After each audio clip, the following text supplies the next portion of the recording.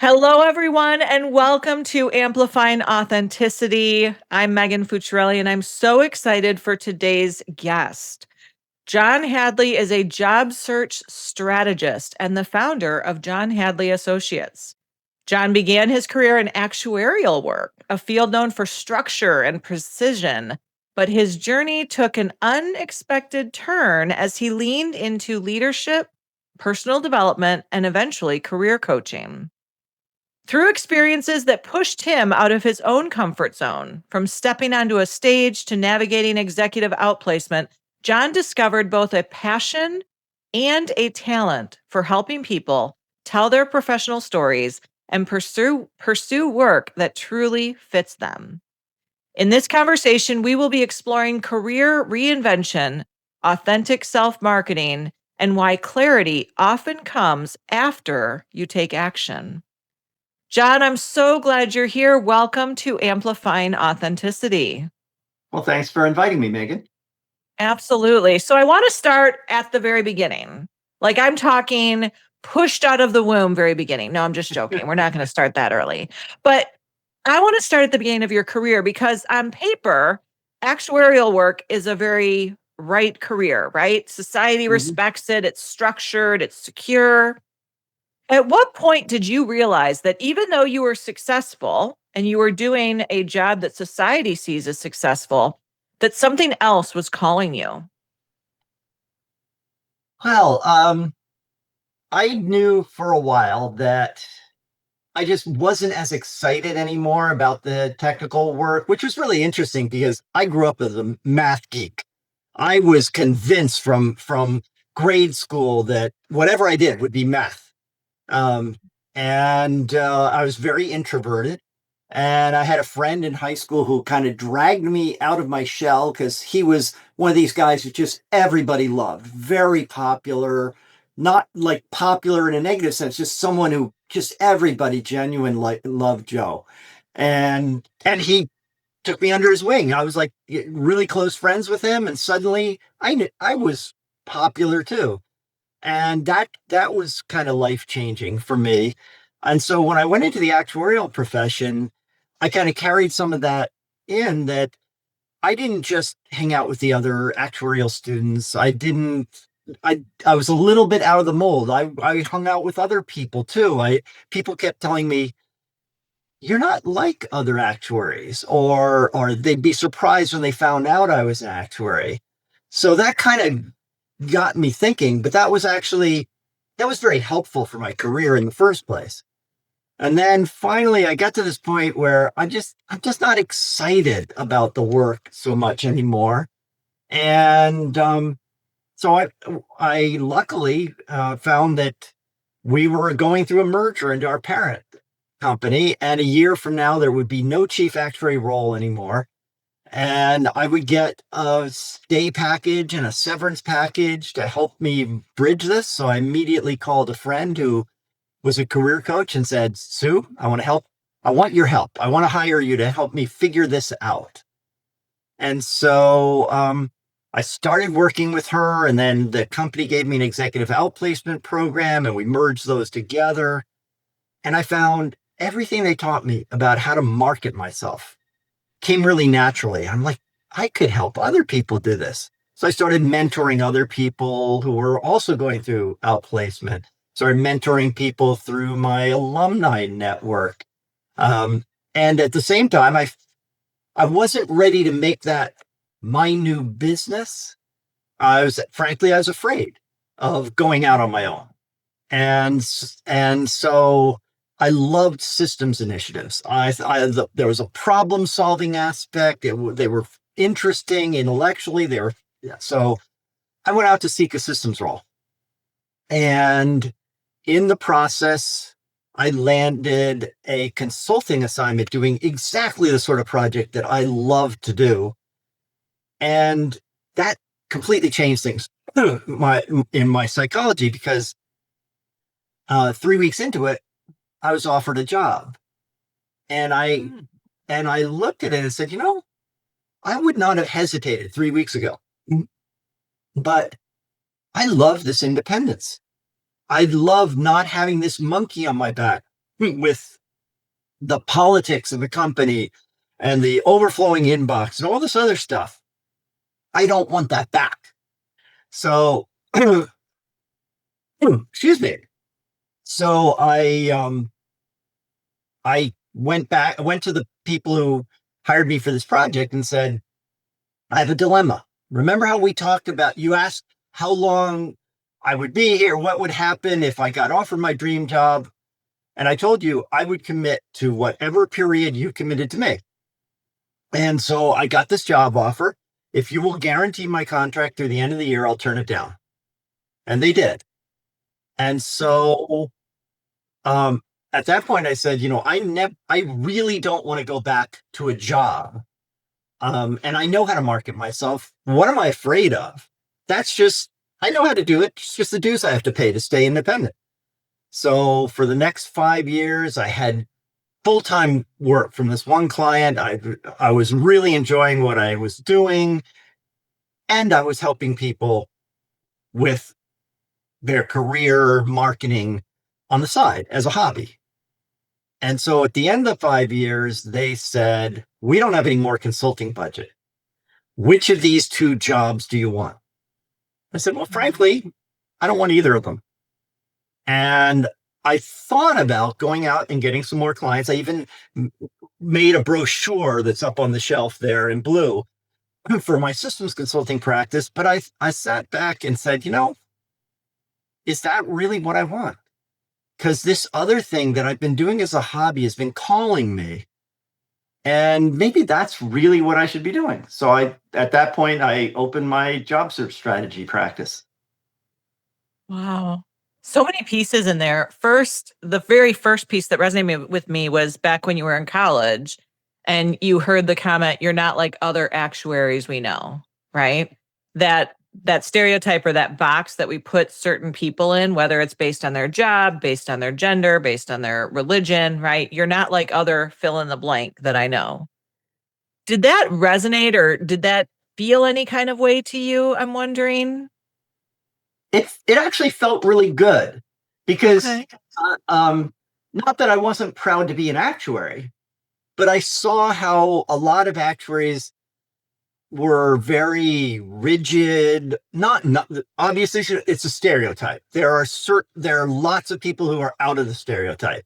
So I don't want to cast aspersions on all actuaries, but there's a reason it's a stereotype. There are a lot who are very introverted, a lot who are a little rigid, who maybe are a little arrogant because we've gone through these rigorous exams to get our fellowship and we're better than others. And I didn't want people to perceive me that way. So I was pleased with that. In fact, my father said something one time that I've used as a quote at a lot of workshops I've done for actuarial groups. His quote was, an actuary with a personality can go anywhere. Mm. Yeah. And it's And not, here's the facts. I mean, it's not that they don't have one. It's that, the soft skills, those other sides of what you have are so much more important to who you are in your career than just the technical skills. right. And that's the thing, right? Stereotypes are rooted in societal perception. So they come from somewhere, right? That's how they become a societal stereotype.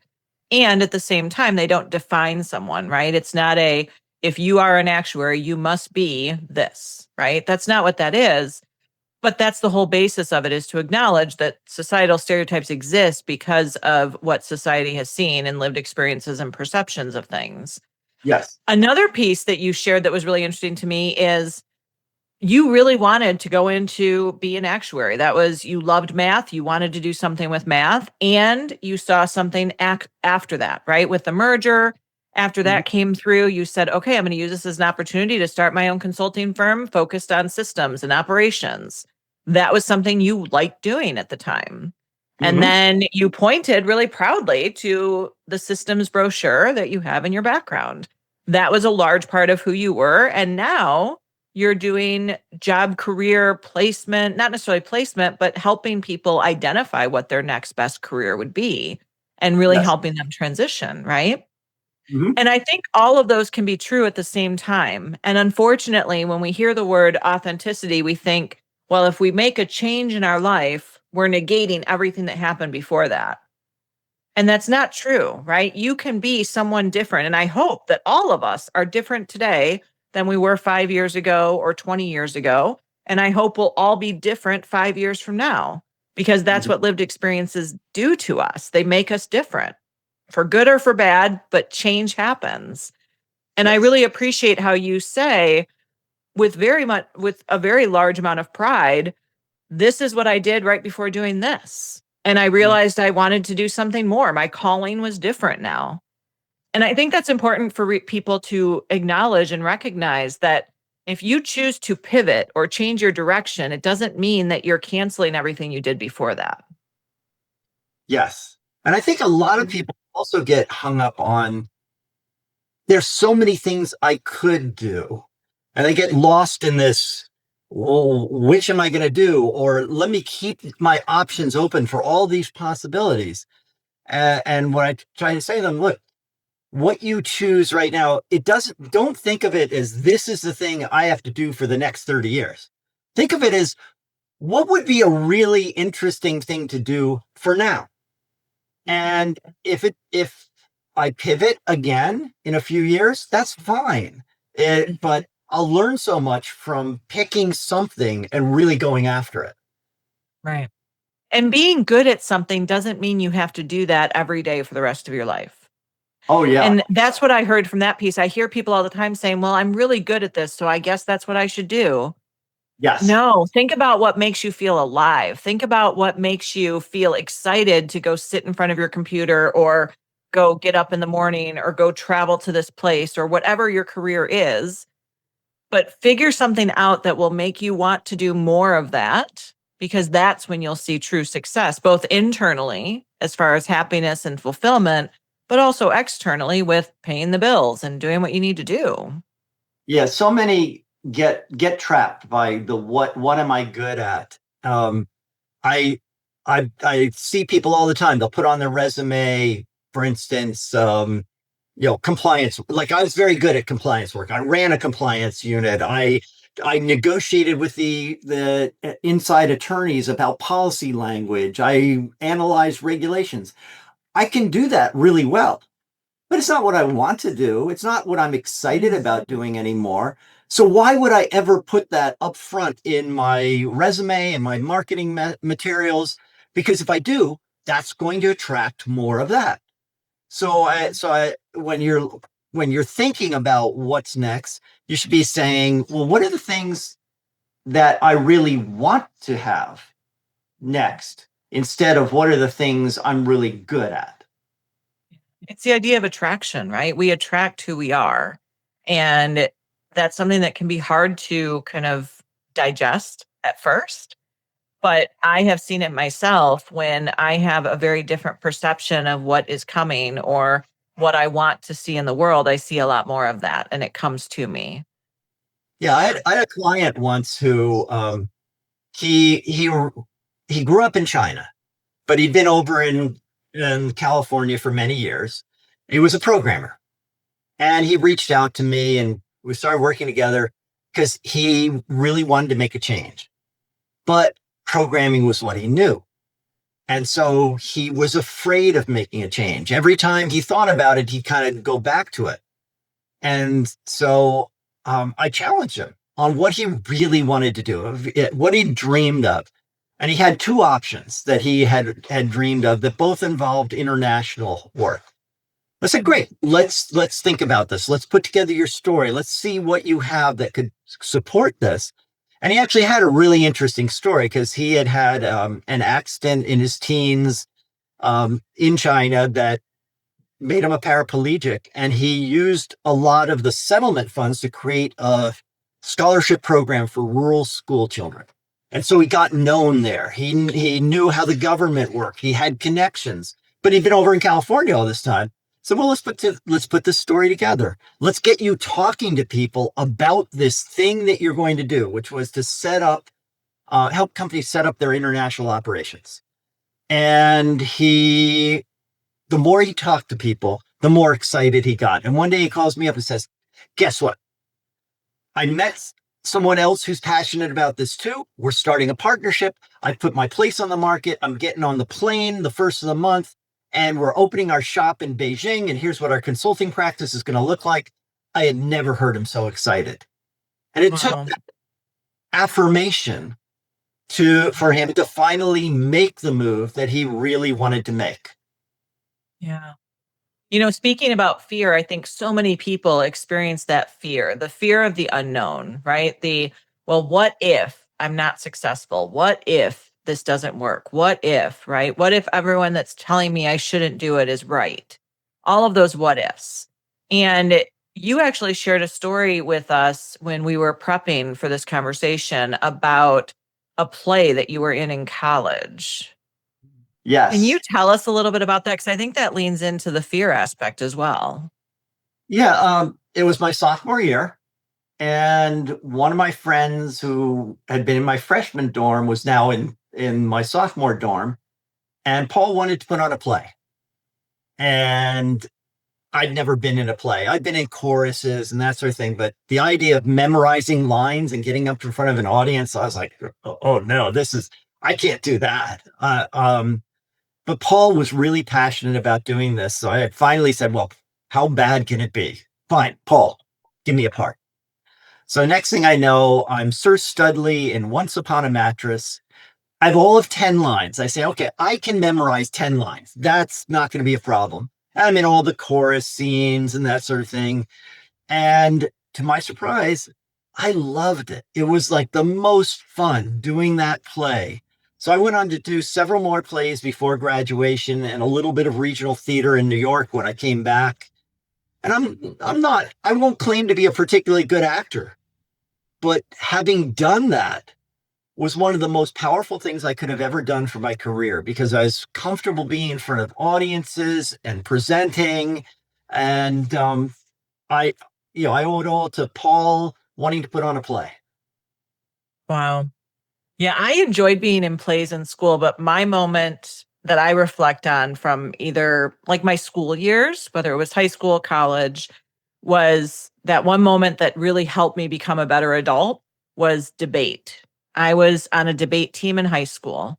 And I remember when I was there, I didn't realize how much of an impact it would have.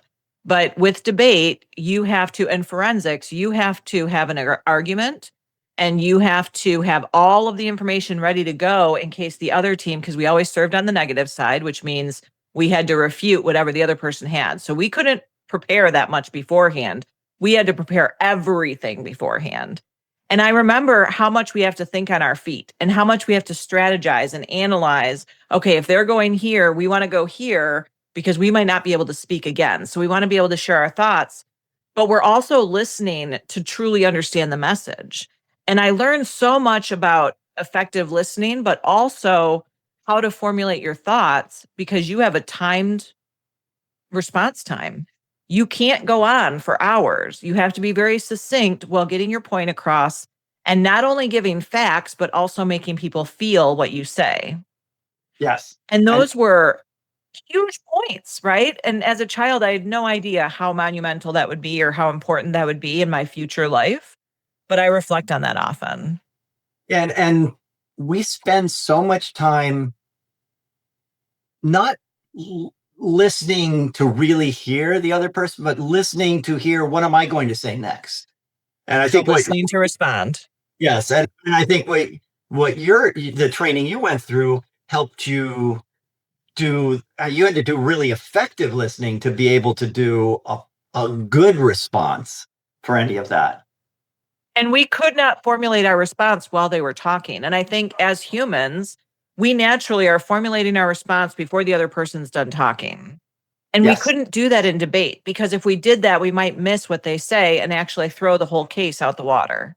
So we Hmm. had to literally listen. We had to take notes to what they were saying so we could process it. I learned how to visually map all of my conversations, right? So I will very often, especially if I'm working with a new client, I will have a blank piece of paper in front of me. And by the end of it, it looks like a spider web that just got chewed up, spit out, made into another spider web, and then chewed up, spit out, and made into another spider web.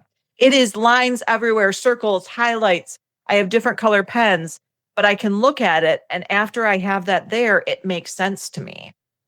Hmm. But I think it's just how our brains work, right? And that's just a part of who we are and how we process and the impact of our early lived experiences on who we are today. Yes. Absolutely.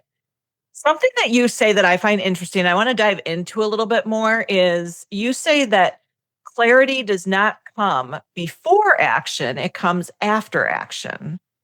Can you tell our audience a little bit more about that idea of clarity coming after action?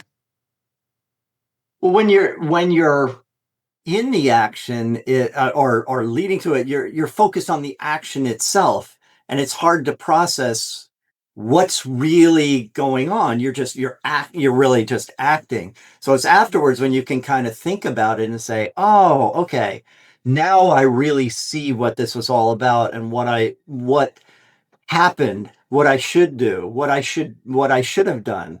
So getting really good at understanding the drivers beforehand can help you. But yeah, you don't really get the clarity until afterwards. And I think that also kind of lines up with the idea of you never want to wait for the right time because there's always a reason not to do something, Absolutely. Yeah, right? I could have waited a long time to open my consulting practice. I mean, I did. I waited. I knew for a while that this wasn't the actuarial career wasn't really where I wanted to be longer term, but it took Mhm. the kind of kick in the pants of we're going through a merger, so your job's going away to get me to actually take action. Um, but another place that kind of came up was when I started this practice. Um, I thought about it. Do I do the systems? Do I do this? But this was calling me. But there was also the stress of, well, that means you're starting over. You're starting from scratch building something. Isn't that risky? I know a lot, and my friends who were actuaries are like, you're doing what now? And why are you doing that? And why would you want to do that? And my wife was frankly panicked because she could see that money was going out the door. It was hard for her to see this as an investment in the future. She was just focused on, well, when are we going to be covering the bills? And so there was a point early on, we'd had these discussions, and she's like, well, what's plan B? And I finally said to her, look, if I have to, I can go back to actuarial work. I've got the credentials. It's not what I really am excited about doing anymore. But if I had to, I could go back. But I need to be 100% focused on plan A, or it's going to fail. So let's agree that I gave a certain date, like May. I said, by May, here's where I will be in my job search strategy practice. If I'm not there, that's the time we can start talking about plan B. But I need you to agree that we won't even breathe a word of plan B until then. So I can be 100% focused on making this work. Yeah. And there's so many pieces there too, because I think oftentimes, especially new entrepreneurs, there's the straddling the line of I'm going to still work my 9 to 5 and I'm going to start this on the side, right? And I fell into that as well. After I retired from the Illinois school system as a superintendent, I came back up to Michigan and I thought, well, I'll go get another job, right? I'll go be an interim superintendent. So I took an interim superintendent position while I was here and still trying to build us squared. And I wasn't able to really do either super effectively because it was hard to choose between two full-time jobs. And let's be honest, being an entrepreneur is not just a full-time job. It is your entire life, day in and day out, because if you don't make money, you don't pay the bills, Right. right? So there's a lot of pieces there, but that fear. And once I said, you know what, I'm going to go all in, things took off. But Mhm. it was taking that leap and really doing that. Um, Really powerful stuff. Another When you phrase that oh, go get ahead, John. into a direction, it's like you get so much more out of everything you do because you get to practice your message more effectively. Your mind trash goes away because it's all focused in this one direction. Now maybe you set, like I did, set this goal and say, I'll be here by then, and if I'm not, if I'm hitting a brick wall, that's a time to think about maybe this isn't the right direction. But being really focused and for that period is so powerful. Absolutely. And I gave myself a timeline as well, right? I mean, I single mother, no child support, all on my own of a young child. I had to give myself that timeline as well. It was scary as all get out, and I would never have wanted it any other way because it allowed me to do so much more than I ever thought was possible, right? I Yes. genuinely, when I came back, when I started doing us squared work, I thought I would own my job. I had no intention of owning a company. I had no intention of having a team. I thought I was just going to follow my passion, make enough money to pay the bills, and I was happy. Mhm. And what has come from that, truly following your passion, living authentically, has been life changing. Yeah. Yeah. Yeah. Sometimes the safety net, like keeping the job and while you're doing it part time, actually can be the track that holds you back. I had one client Absolutely. who came to me because he did have some moonlighting he was doing, and it was really opening up a new area in the systems world for its company. But they didn't really respect it. They weren't giving him the support he needed. He was very frustrated. So he came to me because he wanted to get a new job. And we started working together. And almost immediately, it became clear to me what he really wanted was that moonlighting to be his job. So I said, let's do that. Mhm. Let's create your consulting practice. And he quit his job and we put all of his focus on the moonlighting and building new clients. And within a year, he had replaced his six-figure salary with his consulting Right. practice. Yeah. And I mean, let's just be honest, it doesn't happen that way for everyone. And I want to put that out there because it's not, success stories are just that. They're success stories. And I think it's about how you define success, right? If you are able to pay the bills and you're genuinely happy, then to me, that's success. Mm-hmm. And to other people, if they are making a huge amount of money, but they don't have time for family, they still feel super successful because they're making a huge amount of money. So it's up to, and there's no judgment because success is determined by every individual person, whatever Mm-hmm. you find as your success. To me, it's always been about as long as I have the money to pay the bills and I'm making an impact in the world and I never have to miss anything with my son. I never have Mm-hmm. to miss a robotics competition. I never have to miss a concert. I never have to miss a football game. If I don't have to miss anything and I get to be present and I'm paying the bills and we get to travel and do what we want to do, I don't need name brand luxury cars and clothing. I Right. just need a name brand life with my family. And what that means is just spending every minute I can enjoying and never having to say, oh, I can't make it. I have to work. Right. Because I had to do that a lot when I was in the school systems. Mm-hmm. Yeah. Something else you talk about is self marketing. Can you explain a little bit more about self marketing, what that means to you? Sure. People, a lot of people confuse sales or selling with or present or marketing themselves with bragging. I get this Mhm. all the time. Friend and I, when I first started the practice, we started doing a workshop that we called Promoting You. And there'd always be someone in the front row who would say, but I don't like to brag. And what I would say is this isn't about bragging. This is about being really clear on the value you bring Mhm. and and presenting it in a natural way in all settings. Yeah. So I don't get up on the table and shout and say, hey, I'm the best career coach you'd ever find. I have a conversation with someone. And if they ask me what I do, I say, well, I help job seekers who are frustrated with their search. I say, oh, that's interesting. Tell me more about that. Hey, I know people are frustrated. We have a conversation about it.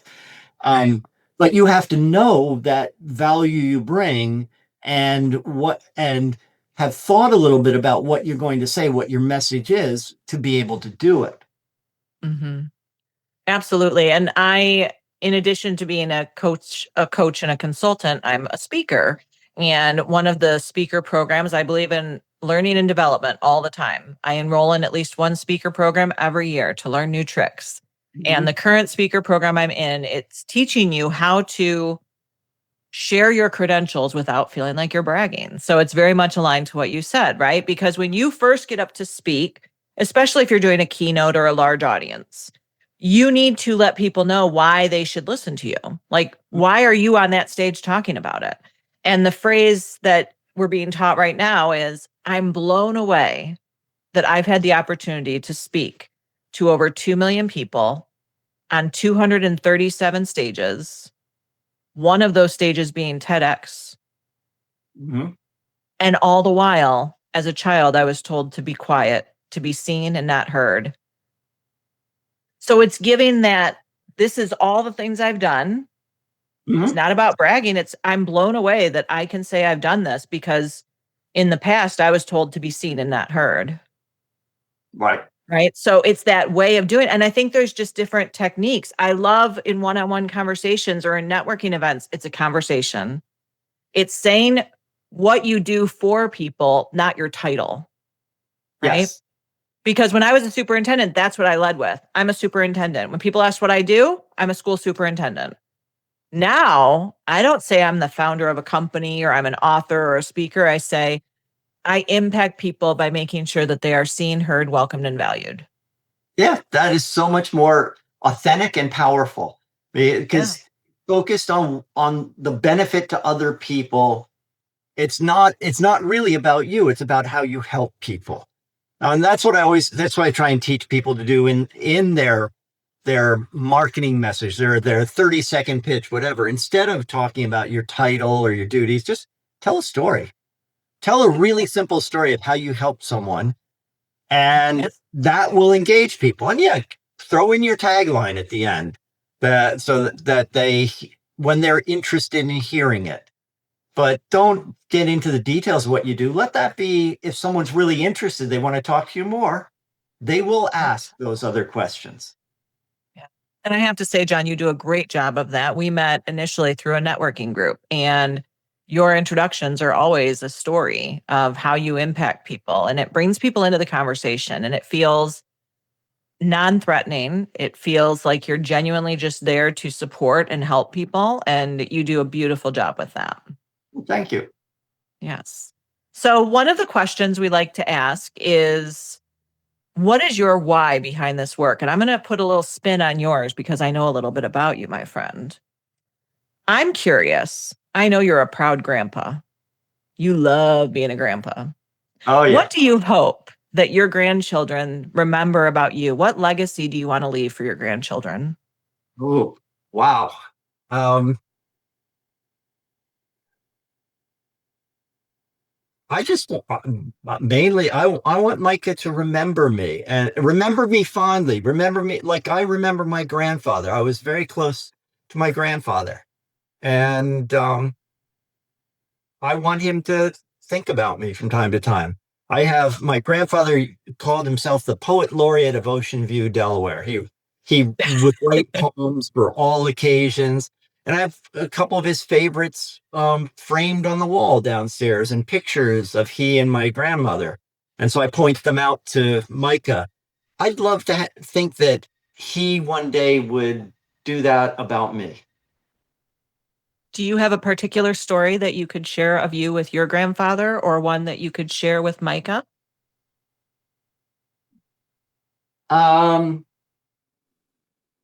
Wow. I mean, we used to love to play when he was older, and I'd go down and play shuffleboard with him in the park in Ocean View. And uh, actually, I was very upset with my wife when long after he died, when she gave away the bowling shirt I had of his that said John on it, and not that I was going to wear it. It just was kind of a memory. But yeah, I'm just proud of I'm named after him. he was John T. West Jr., and I'm John West Hadley.